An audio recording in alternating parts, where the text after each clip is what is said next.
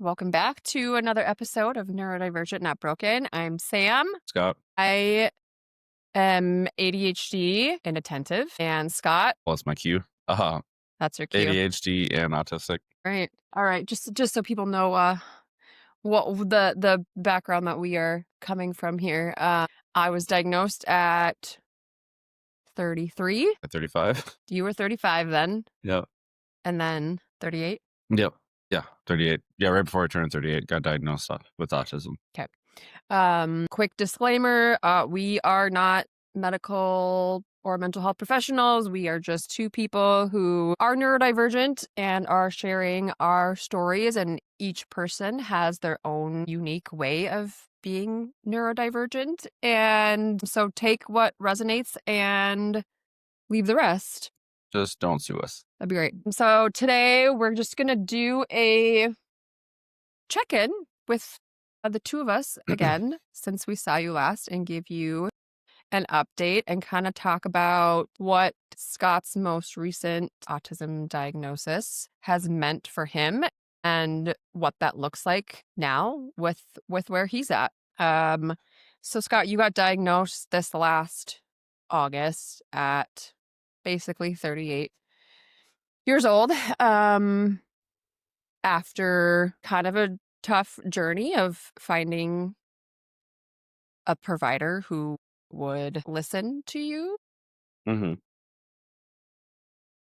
We had a couple not so great experiences, and we kind of kept pushing for answers because we were both very confident, and that's what we were working with. And so finally got that answer just a couple months ago, although we've been working with this framework for kind of a while now of, assuming and trying to make changes with that assumption that in fact you are autistic. But now that you have the official word, I want to hear your side of things, of just kind of the timing of finally getting that diagnosis and what that has meant for you and how that has changed things just over the last couple months. So wherever you want to start. Yeah. Well, first, if you see the video, I'm exhausted, so I apologize.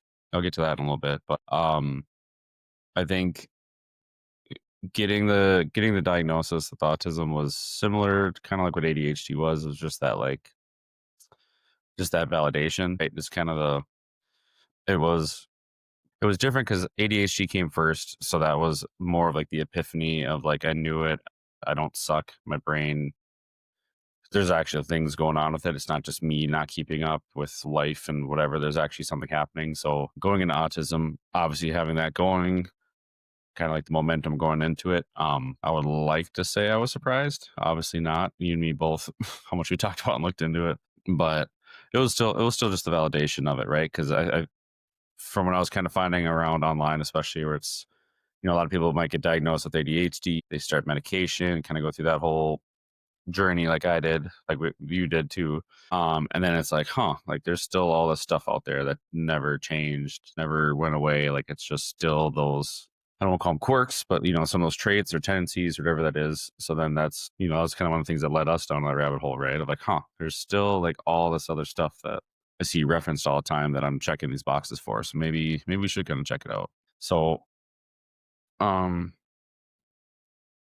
that was I guess the initial part of it. And then I think on here, I've already talked just about my first assessment, where I just pretty much got told I had social anxiety after I'd spent over 10 minutes explaining the 50 thought processes and scripts and masks, like the whole thing, just to have a conversation with a stranger. And then I'd rather work by myself if I can. That just meant I was too anxious around people. And then obviously other stuff like that. So there's also the validation of that, because that was, the whole build up, the frustration, how much time it took to wait for a provider like in network for us versus going out of network and paying out of pocket for it. So it's also validating there too, right? Because it's that feeling of like, well, did you ever actually listen to me, the first time around?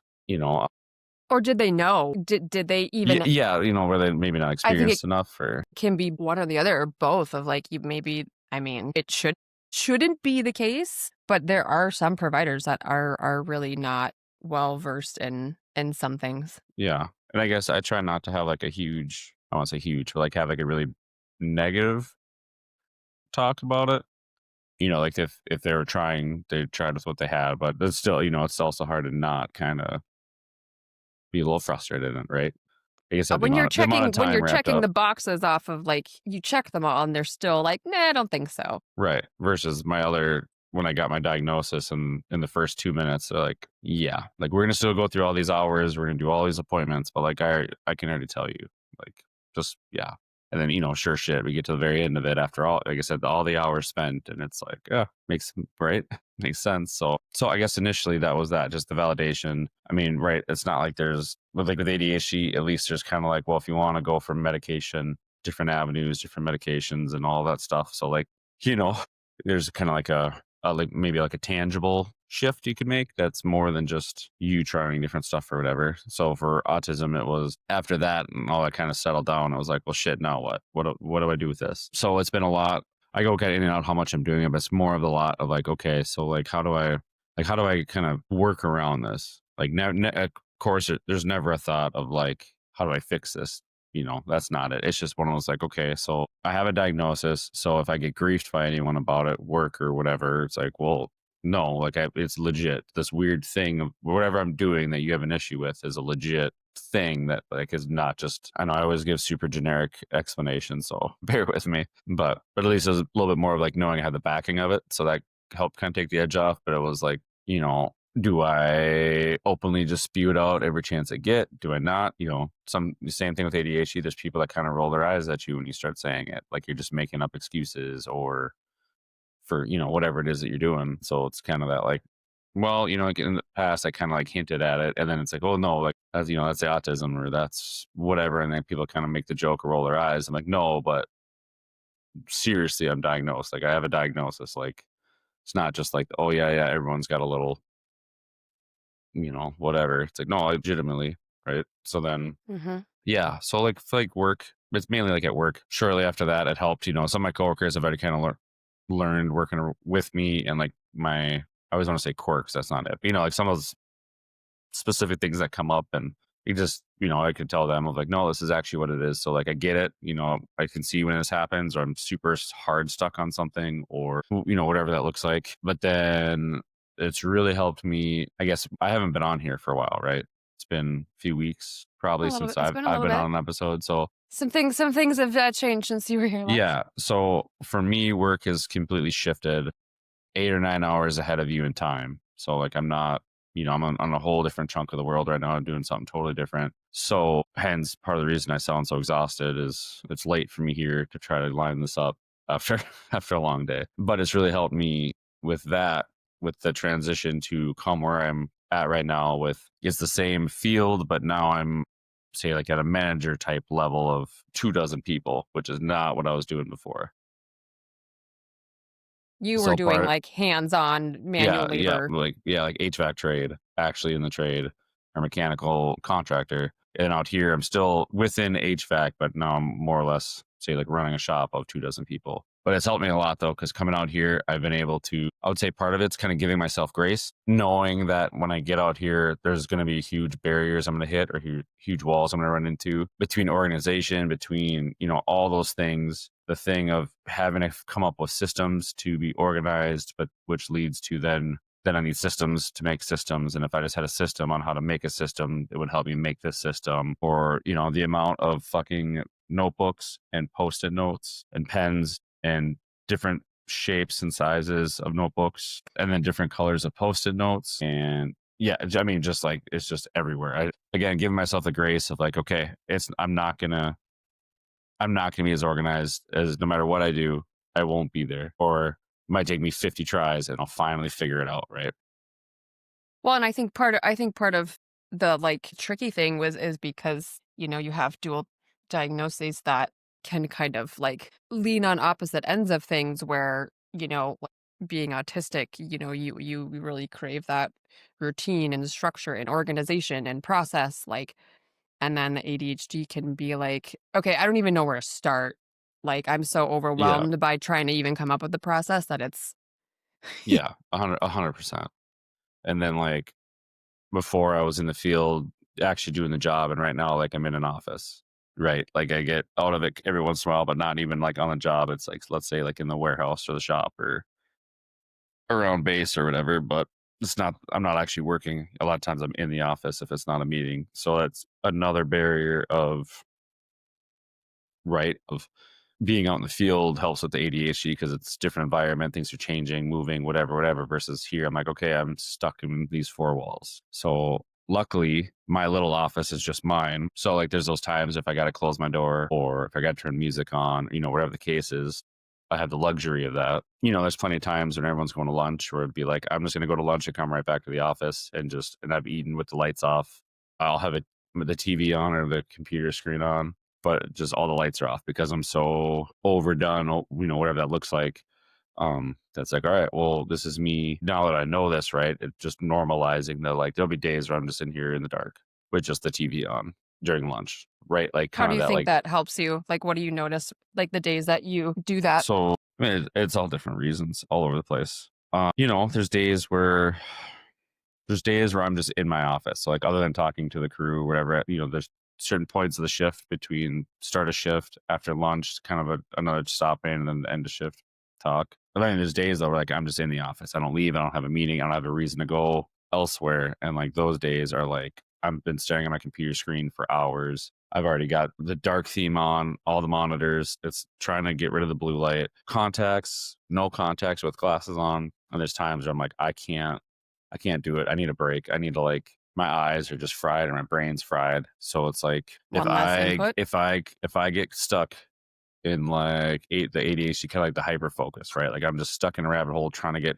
this computer shit figured out, whatever. And let's say I don't have music on. I have a little fridge in here. I have foreign power, so I do have a transformer thing I have to run if I need 110 volts. That makes noise. I don't know if other people hear it. I hear it. I can hear my lights. I can hear the TV, all that stuff. So it'll be an example of when I need to come back to have lunch with the lights out with just very dim light from like a screen would be like those kind of days where like I'm too burrowed into whatever I'm doing that I don't have music on. I don't whatever, and I'm making a long time without thinking about it, and then eventually it's like there's like a click, and then it's just like everything's at 1,000 volume. I can hear every little noise. Air conditioner makes a different click when it switches between doing something. Like all those things all of a sudden add up, and then it's like that. I get pulled out of hyper focus, and then like I said, it's like everything's at 1,000, and I hear those 10 we talked about before. I hear the 10 things at once, but I can't filter any of it out. And then it's like, all right, cool, I'm done. Like I need like yeah. So if I go to lunch, then I'm like, I need to unplug or like I need to detach sensory wise. So that might be an example. It's there's certain days of the week, like I've got morning meetings and have to like brief stuff or do whatever. And then it's around a bunch of people, that whole build up, whatever, whatever. And then after that, it's just that like I don't want to I don't want to talk to anybody. I don't want anyone to ask me anything. I just that like skin crawl, like I just need everyone to fuck off for like a half hour. Lunch is the easiest way. We have enough time where I can walk, get it to go, come back, and then just hide in my office, which works out pretty good.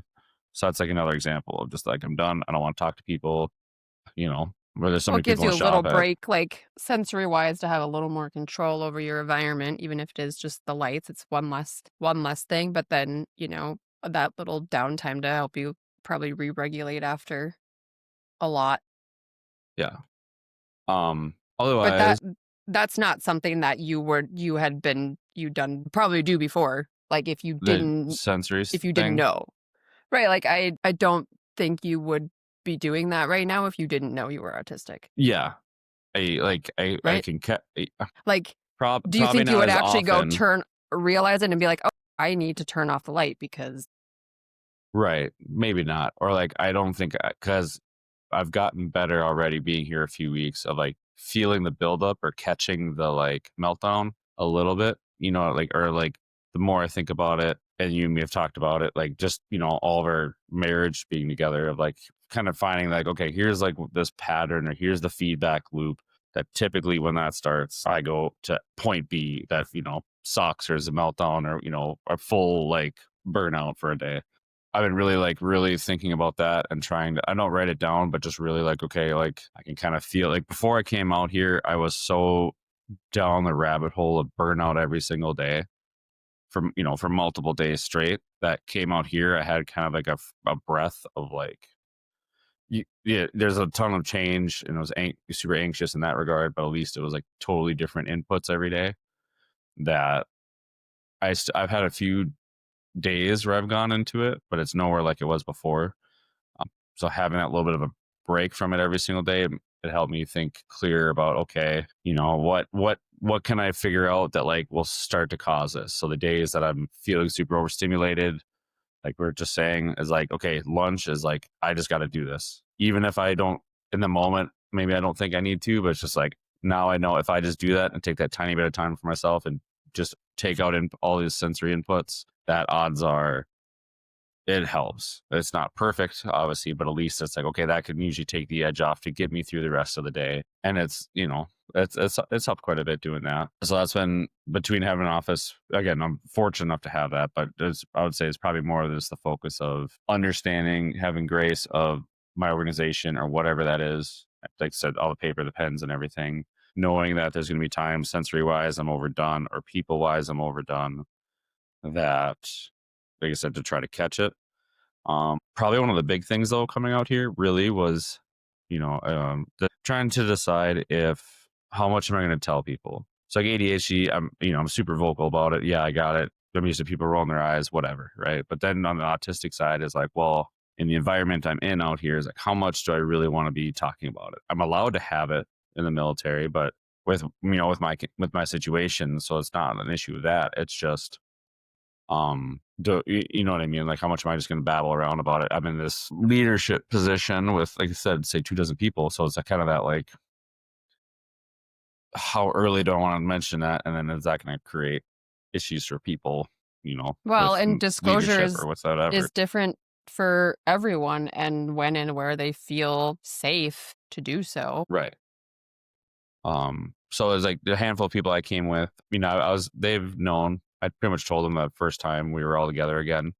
And I was like, well, like you might not think so, but the longer you're around me, you're gonna feel it. You're gonna see it. Like you're really gonna see it. So I've gotten more vocal about it here as we were all getting more comfortable with each other and whatever. But I think there's a good handful of people in particular roles around me that know now. There's been one or two times where I've like caught myself like I'm in like full, like say like 90%, 95% ready to just freak the fuck out about, it was just one of those days where it was too much. I couldn't escape it as far as sensory, just build up, build up, build up. And then like at the end of the day, I have to figure out how to fix the printer. And I spend an hour and a half ripping every little piece container out of it of an office printer, getting into the developer programming and the fucking thing, just trying to get it fixed and then feeling someone watching over my shoulder. Right. And just that, but catching it and just being like, that like, I'm not trying to be rude. I just gotta be as honest as I can with you right now. And if you stand there for 5 more seconds, I'm gonna fucking burn this printer to the ground. Like, just like kind of trying to make a joke about it, but just like, I'm sorry, like this isn't you. But if I don't tell you, I am going to freak the fuck out. Like I'm so far past my point that I can handle in this thing. So just knowing there's someone over my shoulder just watching me, I can't do it. And then of course you say something like that and it's abrasive or someone catches someone off guard, but then also it's just like, I'm being honest with you. Like that's not just me being crabby. That's just, I'm not just having a bad day or I'm not just frustrated with not being able to figure it out. It's just like the whole day has led to this point. It's at the very end of the day. Just like, I can't just, I feel it. I'm right there.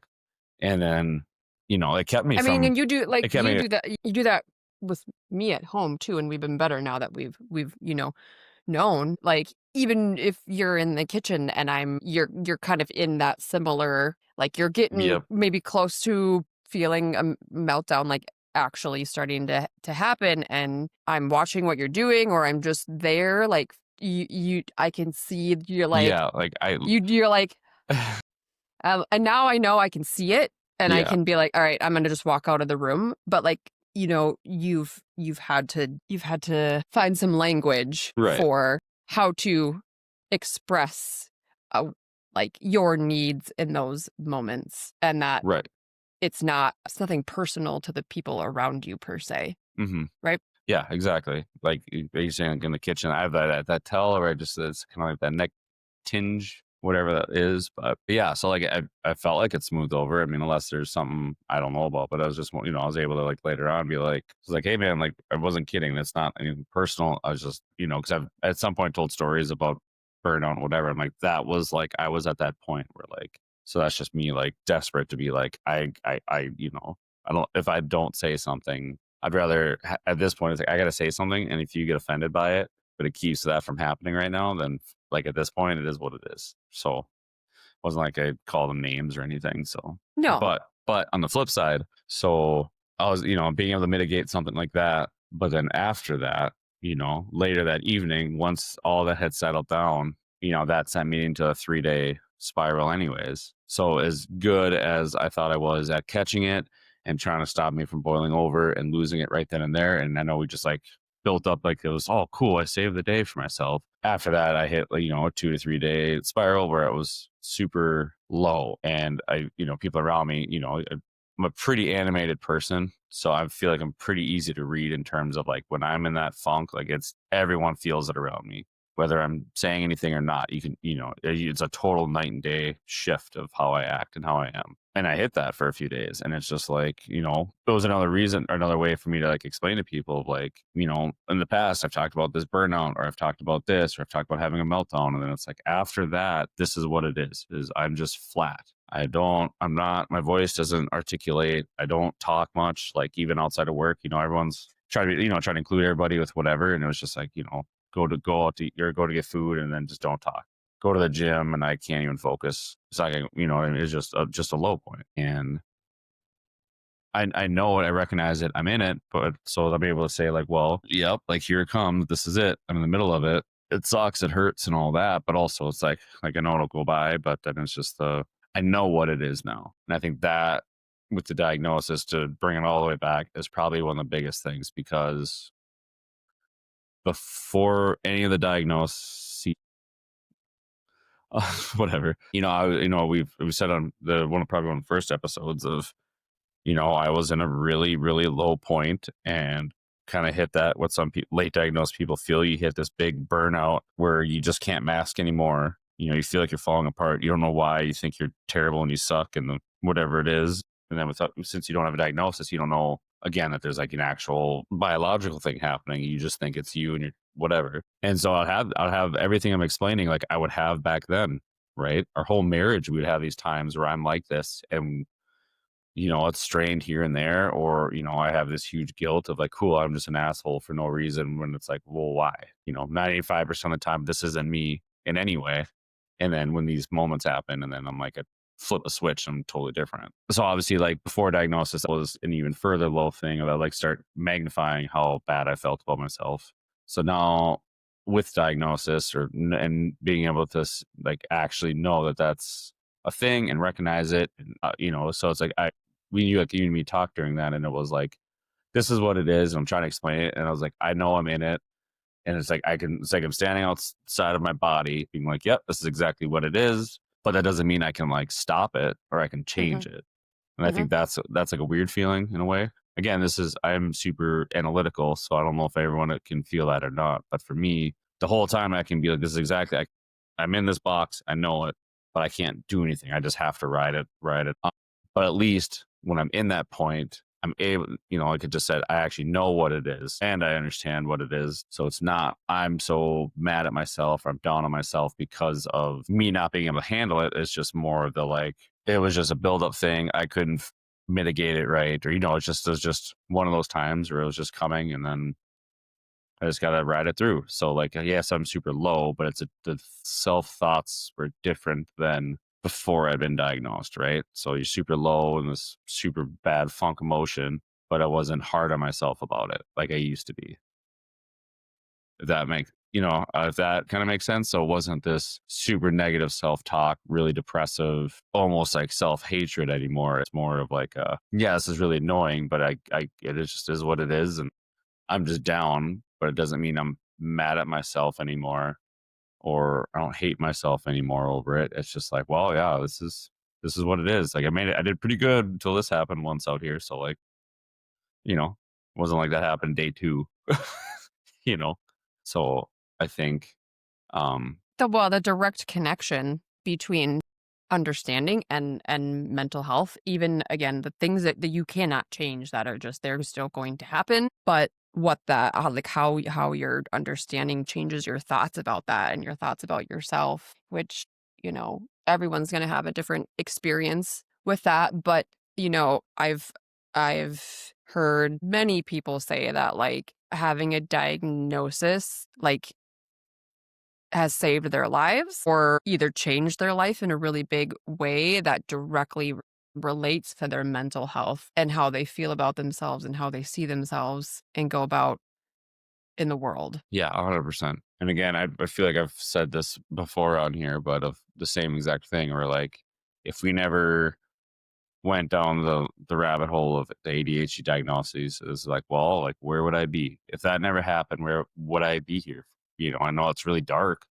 I hate to say some of the dark jokes that I think or say on here because I know not everybody will appreciate them, but in all honesty, like that was, not knowing that you saw me when I was going through all that, had no idea why. Like it wasn't good. So without getting into too much detail, but Well, and there's very, very high rates of suicide and mental health issues for neurodivergent autistic people. And um it's really sad to think how much of that just comes from our society and our culture as a whole, that people internalize, yeah, and then they think that it's them, that they are the problem and don't get the supports that they need. yeah.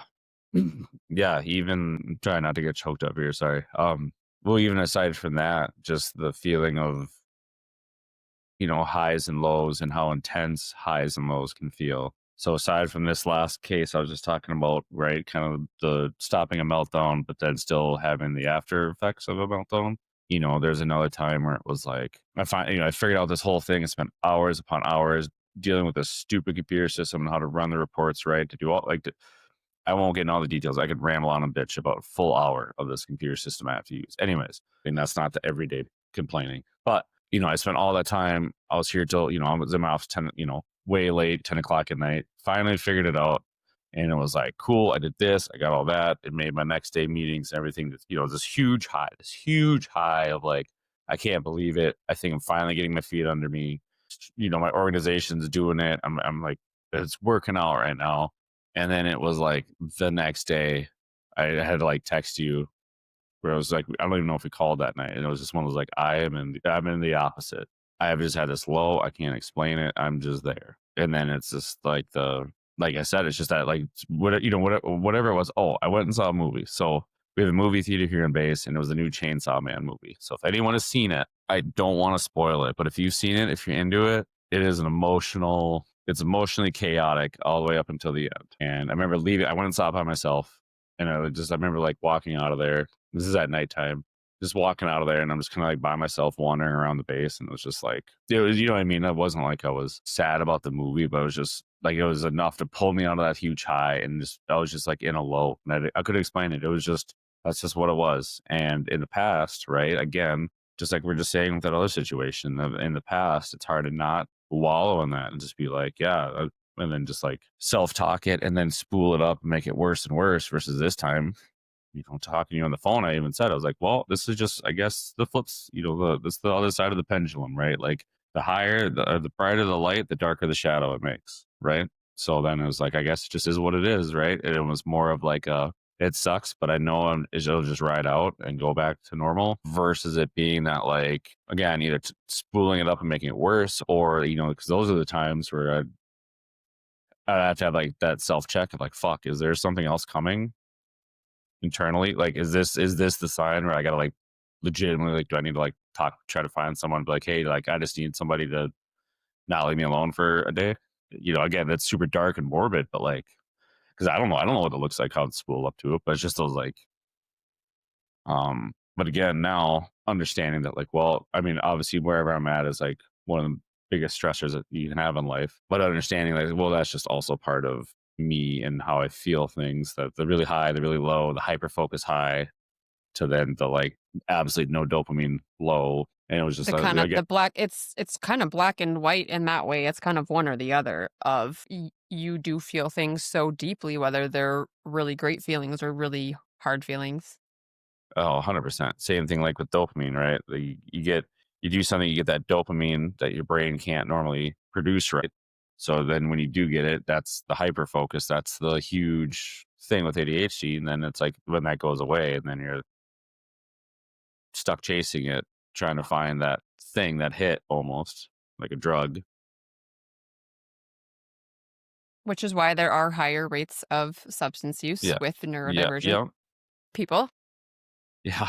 Well, out here, I've kind of started making it a point now of like being more open about it. Of like, I know I've made jokes, but like, I legitimately am diagnosed. So, like, in case you guys didn't know, or if it comes up, I'm like, no, like for real, I'm diagnosed. Not just me making a tism joke. Like, no, How did it feel that first time, like, actually saying that to it somebody felt. there? Like, were you I mean, it were felt you wrong, right? I mean, look at where I think about where yeah, I no. am, Yeah. and you would normally think of like, well, how can I even be here right now? So of course, there's still this like taboo feeling of like, even though it's fine, right? But it's still like a little bit. It's that little bit like I don't know, or like with the position I'm in, with the people that I have to lead and all that stuff. Of like, is that going to like deteriorate anything for me if I just am openly saying it and people have this huge stigma? Like, is that somehow going to cause Is it gonna come issues? back to bite you in the ass Or somehow? my higher ups, if I don't want to openly talk about it too much with them, because then it's if they give me stuff or taskings or whatever, that they're not going to think I can handle it, or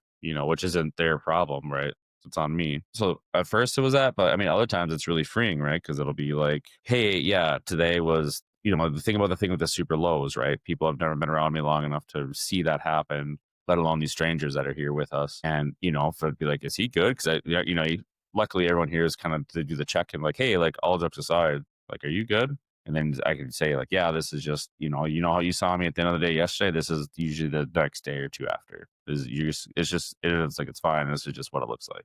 The joke used to be at my unit back home would be, I think I don't have a bald spot on my eyebrows right now, but how many times have you seen it?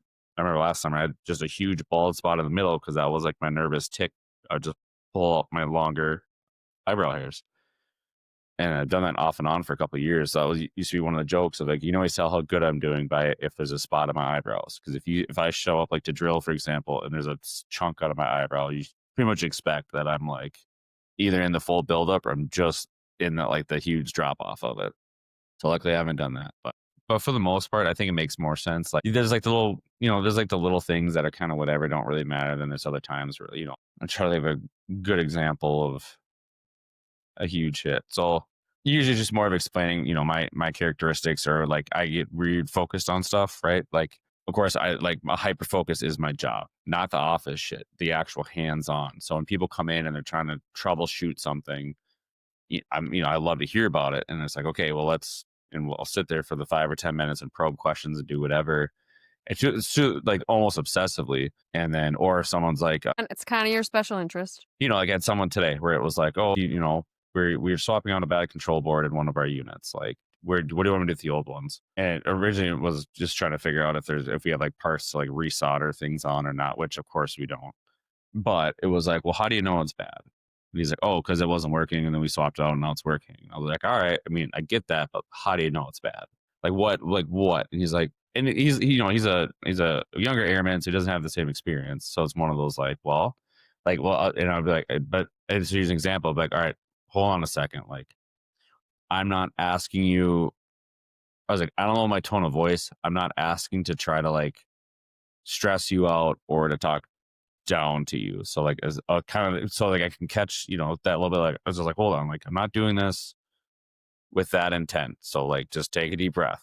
I'm just trying to make you think, So then it's like, okay, well, yes, what you said may be true, but like what about it? Is it the relays on the board aren't doing what they're supposed to? Does the board think it's doing something and it's not? Or is the issue before the board? And then just by there's times you're there's a bad connection on something, you replace the control board, you're moving wires, and then you fix that connection. Like I even will say is like I've been burned by this so many times myself by not doing this, that this is me trying to help save you years worth of screwing things up just to get you there. But that'd be an example of like where it's been a good thing, where it's like right off the bat, or if I'm like doing certain things to be like, or it's just like, okay, pause, like, and then take that second and just kind of be like, I'm not trying to do this. Kind of like, I understand. I don't know my tone of voice. I don't know the volume of my voice. Like, I understand. Like, I suck with all that stuff. So, like, I just need you to know that's not my intent.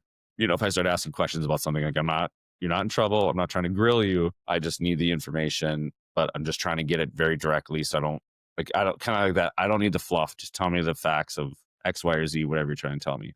Sometimes I get squirreled so bad. I have the thing on my door that's 50 squirrels later and I'm losing my shit basically, because it's like I'm trying to do this, take a phone call, do all these other things all at once. And then you got someone coming in trying to spew a bunch of random info about a couple of work tasks they did. And it's just one of those, like, I can't do the backstory. I don't care. Just give me the like A, B, and C. And like, and then Give I me have the to be like, facts. I know it's really direct, or like if they come in and I'm just that like, yes, what's up?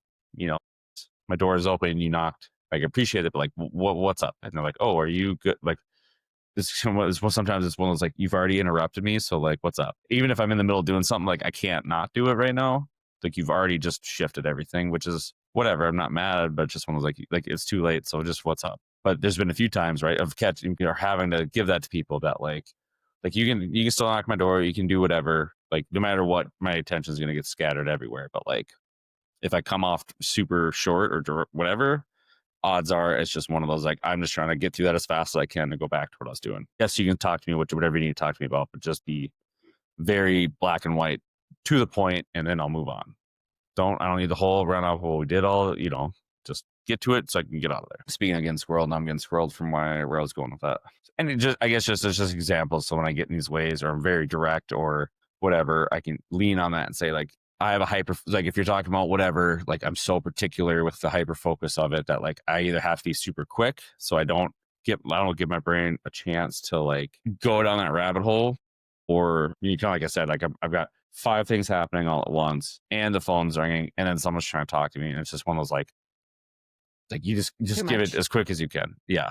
So like yeah, there's days, and I kind of joked about it with other coworkers in similar roles, or I've said it to you, like my day was chaotic and I was like, I don't know if I actually did a lot, I've actually like accomplished a lot or not. I know I was busy and all this was happening, but I was like, did I actually like get a lot done, or was I just doing stuff but nothing really like got finished, right?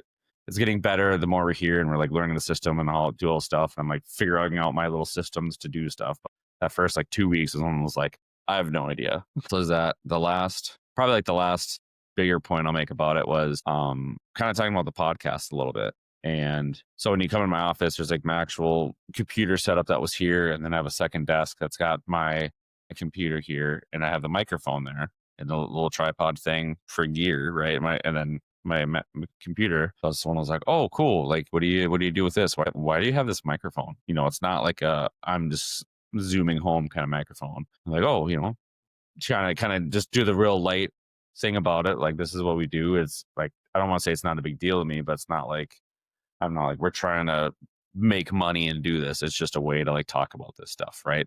And some people are like, "Oh, okay, cool," and like don't care. But there's other people that are like, "Oh, like what do you mean?"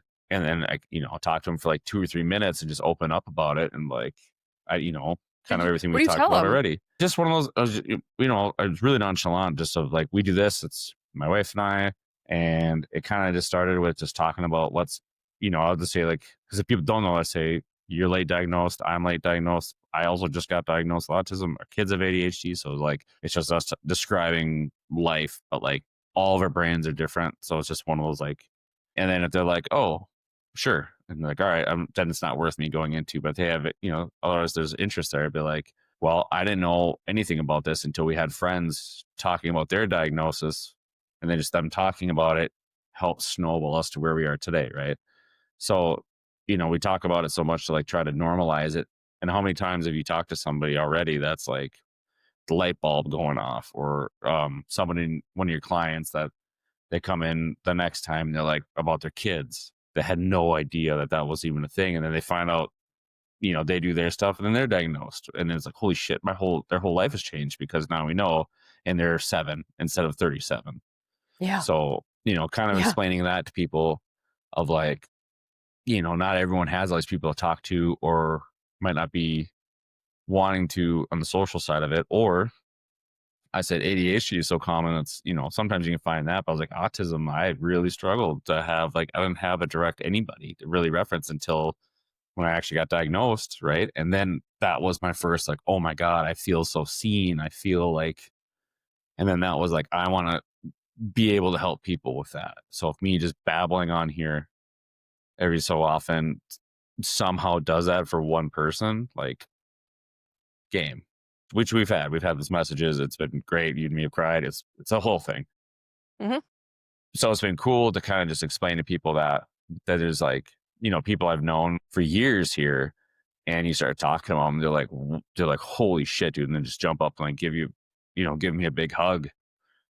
And like, I'm fucking proud of you, bro. Like that's crazy.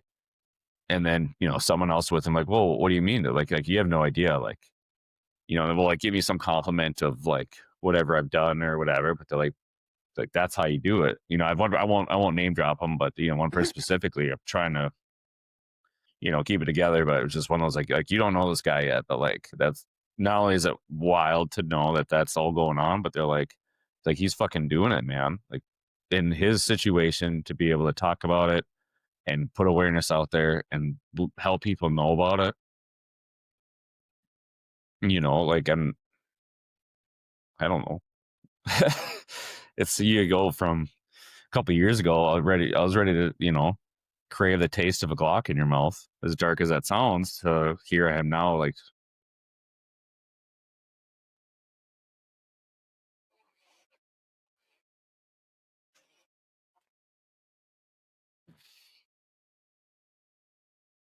to to, to be here and to have that kind of reaction was, it's big, it's cool, it's, maybe he has someone in his life that was going through it or has some relation to any of this at all, or maybe not at all, but just the fact of like, I'm a like here in the military, there's so much. You always hear about suicide rates, and there's so much of like the stigma of it's not cool to talk about feelings and whatever, and then shit happens all the time. Versus like I'm the opposite of like, hey, I didn't sleep last night because I had to talk to a friend in California who was like literally after we got done talking was about to do it, and so we had the conversation and we got through it. But like, so that's all jokes aside, for real, just talk to somebody. Like this isn't a joke. This isn't a briefing. Like legitimately, I just had that happen to me with somebody I know, and it like saved their life. You don't have to, like do it. Just people roll their eyes at it. So it's just also the like that feeling of like, not only am I talking about mental health stuff, but like being so vulnerable or just willing to kind of lay it all out there, right? Some people could listen to this and not give a shit or not care, and other people probably right now are like feeling the exact same thing I'm feeling or you're feeling, right? Like, so who knows? Maybe if one conversation out here, in a deployed environment, like, fuck, what if that one little blip that I give someone, that 1 minute thing, either A, lets them know that I'm safe to talk to if they're feeling low, or if they're like, shit, I think I have this. I haven't gotten diagnosed. I don't even know what that looks like. How do I even go about it?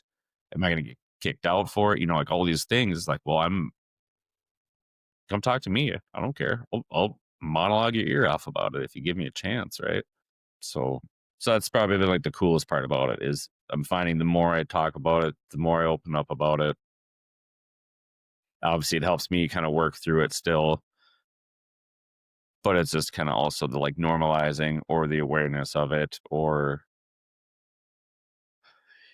whatever. Not even just on the low point, just in general, right? Like just kind of like kind of hinting of like, hey, if you've ever felt this, or if like I'm describing what is a full meltdown or what hyperfocus truly feels like, and you're like, I do that too. Like, how do you think I got here? Is that stuff. To try to lighten the mood. There's an example. if anyone has ever used like a rower, like a Concept 2 rowing machine, make bikes with this aerosol bikes and all this shit. So we got here and outside we have like a little gym in our work area. That's a tent that has kind of old beat up stuff that's gotten replaced. But I had one of those bikes, really nice bikes, and it's been sitting outside getting blown in the sand for who knows how long. So like one of my first days off out here, I brought it into the shop and I was like, well, I'll just clean it up, right? I really want to use it. I'll just clean up the dust, which then I then spent 5 hours ripping it apart all the way down to every bearing, every pulley came out, every fucking piece of this thing came out. And I cleaned and oiled and did all the stuff and put it back together and it runs like it's brand new again.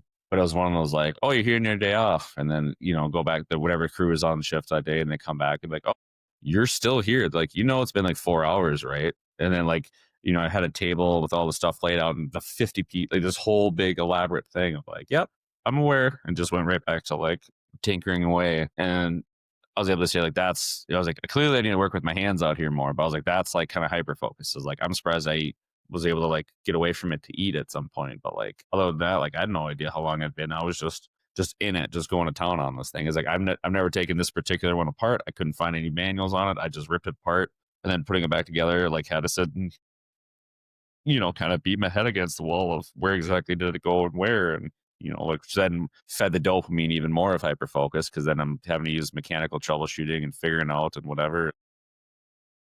And that is also part of your special interest is figuring out how things work and really, really enjoying like fixing them. And Yeah. Yeah. 100%. Another example is that part of the reason I'm so tired is we just had to move a bunch of gym equipment from a different tent that was getting new stuff and we could move it into our little area. And not only was it the maneuvering of getting stuff out, how to get it on trailers and move it safe and do all the stuff and all that, but then, we had this big double cable machine that had tipped over in the process and all the rods fell out and bent and it's 200 pounds of plates on each thing. It was a whole thing. So like today it was just on a pallet and it's just a whole pile of metal basically. And me and one of the younger guys were like, well, let's go give it a shot. And then after like 2 hours, it was done. It was already in place in the gym, fixed, rocking and rolling. And it was really good of like, I think it was a really good lesson for him of just like, and again, it helps with my brain thinking the way I think too, but just the like, okay, that like, what do you think? What do I, like, what do you think? I'll say what I think and we'll meet in the middle. Like, where do we start? This is a whole big pile of whatever, 200 pounds of plates mixed multiple times. So it's like, you can't just like pick up part of it and move it super easily. It's like, it's all this a big rat's nest of cables and plates and framing of this thing. So it's like, all right, what do you think? What do I think? Where do we start? What's a logical way to do this? And then from there, kind of piecing together, like, okay, let's try this. And then, we try each other's ideas and like, okay, neither of these are working. Like, let's think about it. That like what I like to do in my head with the troubleshooting, right? Of like that, like, okay, well, this isn't working. What do you think? And all of a sudden I was like, okay, cool. What if we tried this? I was like, or another thing I've been able to do out here with certain things like that of like, okay, I think of what if we were to try this? And then I can openly be like, I don't know how to execute that. But in the gist of it, what if it was like this? Like, do you have any ideas? Like even ordering, I have to order all these tools for the whole next year, for example. And it's all a giant gaggle of all these years of being a mess. So like even being like, I know I have an idea kind of how I want it, but then being open to be like, I don't know how to organize it. I don't have a brain that can like take this idea, but like all the how did we get there, and just like being open enough to be like, I don't know how to do it. that's There's not the way my other brain people around works be is like, like, yeah, like yeah, like so like yeah, I have this final say all the way up here, but it's just that like I don't know how to do it, and then just like I understand that my brain's not going to do it. I've even said like I will get lost in trying to come up with how to even start implementing it instead of actually doing it. I will get buried in that part of it. So like I need help. I don't care who it is. It could be an airman or someone, an NCO. There's just one of those like I need help with this. I will openly admit right now that I know I can't do it by myself. And then like whoever's got input, one of those things. And then which kind of again goes like, well, now that I know that, I can just openly say it of like, yeah, I got ADHD. The more time I spend trying to format a spreadsheet before I even put the data in the spreadsheet, me saying that out loud, I bet some people are already like, holy shit. Like, yuck, yuck, no. So, I know I'm scattered. Now I'm starting to scatter because I'm getting tired, even more tired. But anyways, so we got it done. It was cool. And it was one was like, at one point towards the end, um, he's like, I forgot whatever idea I had at the very end to try to lift it while I won't get into all the details. I'm sorry. I'm trying very hard. So I was like, oh, sweet. Let's just like, we could do it this way and it'll alleviate this and it worked. And it was like, holy shit, that was the worst part of it. And like, somehow we muddled through it like it was the easiest. And he was like, well, yeah, good thing you had that idea or like you knew how to do that. I'm like, I didn't know how to do that. Like I was shooting it from the hip. I don't know. But then earlier he had something that was like the two worst things. I solved the last one. He solved the first one with his idea.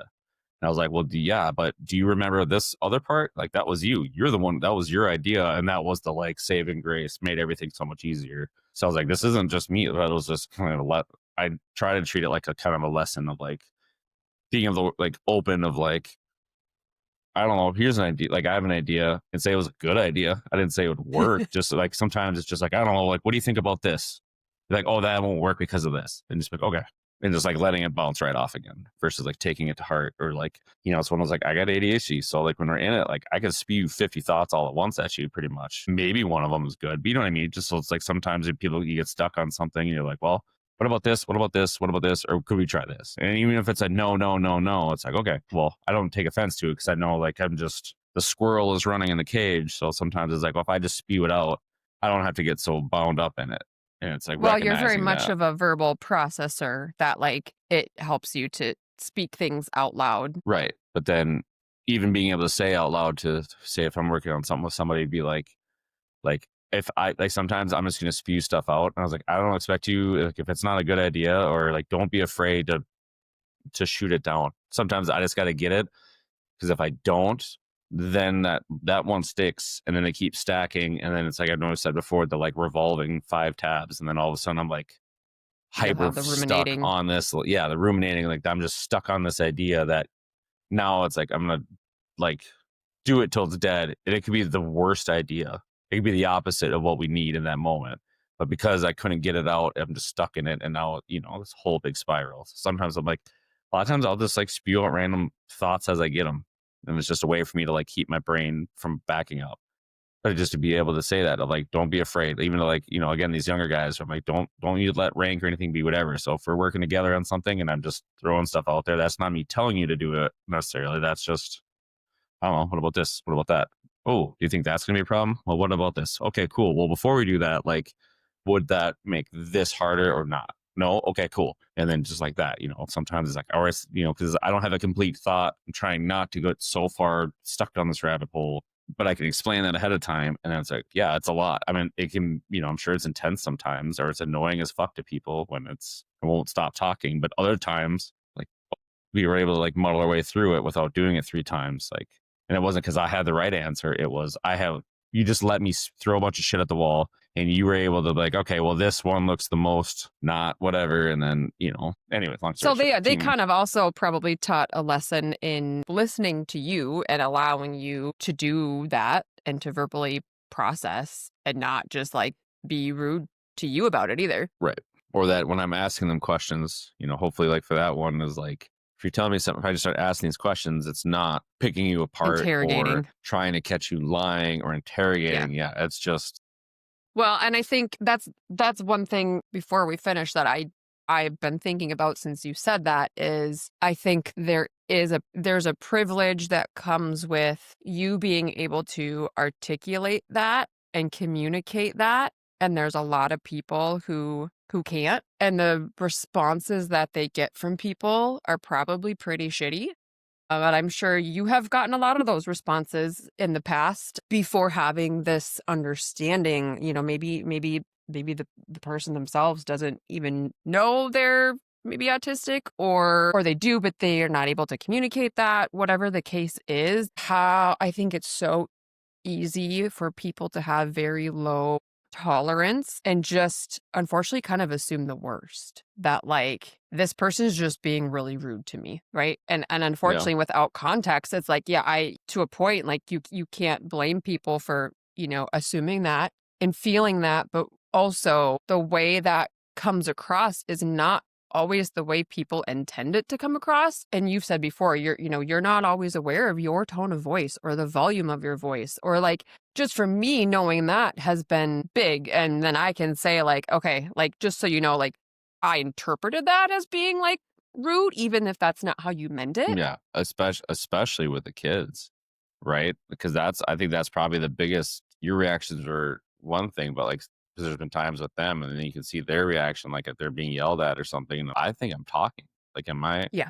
And then having that moment to be like, I promise, I'm not trying to yell at you, or I'm not trying to talk extra loud. I don't know that I'm that loud. So kind of that, like, let's just take a second and like, And like that is a very real thing, is people not always being aware of that. Like, so I think I really want people to understand that piece too, of just giving grace for that, even if we feel like, wow, that was kind of harsh. That was kind of rude. Being direct does not equal being rude, or it does not equal intentionally trying to come across that way. So for the people, if there's someone in your life that maybe is very direct, they don't sugarcoat things, they just say it how it is, diagnosis or not, I think having some more understanding and compassion that the way people say things and come across is not always, they're not always aware of it, and that may not be their intent. That's my spiel. yeah, 100%. That, like I just said, talk to Aaron, like, I'm not trying to interrogate you, not in trouble, right? So, like, if that's how I come across, that's not my intention. But there's gonna be time. And again, that's fair for the other person. If, like, if they feel that way, they feel that way. And that's, their feelings are their feelings. But I think it's been good for, well, us as a family, but the people around you, because you are able to communicate that now. And I think that goes a long way. Well, with that, I think we're probably good on this episode. If there's specific things that anyone listening wants to hear more about, whether that's on the parenting side or the relationship side or internal side, whatever that is, you can find us on Instagram. You can message there. You do the Substack.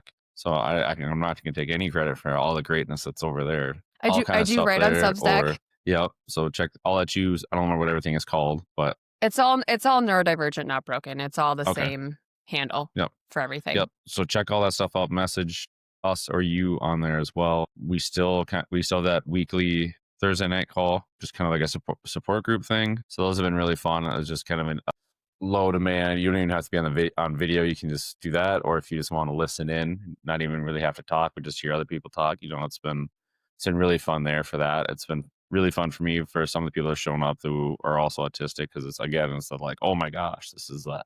And then how many times have you been stuck on the sideline for like 5 minutes because we're just going down this rabbit hole of I love it. whatever? So I It's mean, great. That's exactly what I want. yeah. So there's those two. Or just in general, just reach out to us just for whatever. I don't know. But kind of like we said earlier, a lot of this is just us trying to put stuff out into the world, into the universe, for hopefully if it helps one person hear it in any way, like that's it. So every time we get feedback on that, now we're stuck doing it again for however long just because of that. So we love it. So Reach out. Let us know your thoughts. We'd love to hear from you guys. Share this with somebody if you think it might be helpful. Really, the more people who have better understanding and awareness, the better, because it really truly can make an impact in one way or another. You're small on people's mental health. You never know. You never know who might hear it. Maybe that's next week, maybe that's next year, and be like, "Oh my God, that helped me in one way or another. That changed something for me," to give people more understanding of themselves so they can be more graceful and compassionate, and we can all do better together, share what we know. So, thank you all for being here. Till next time.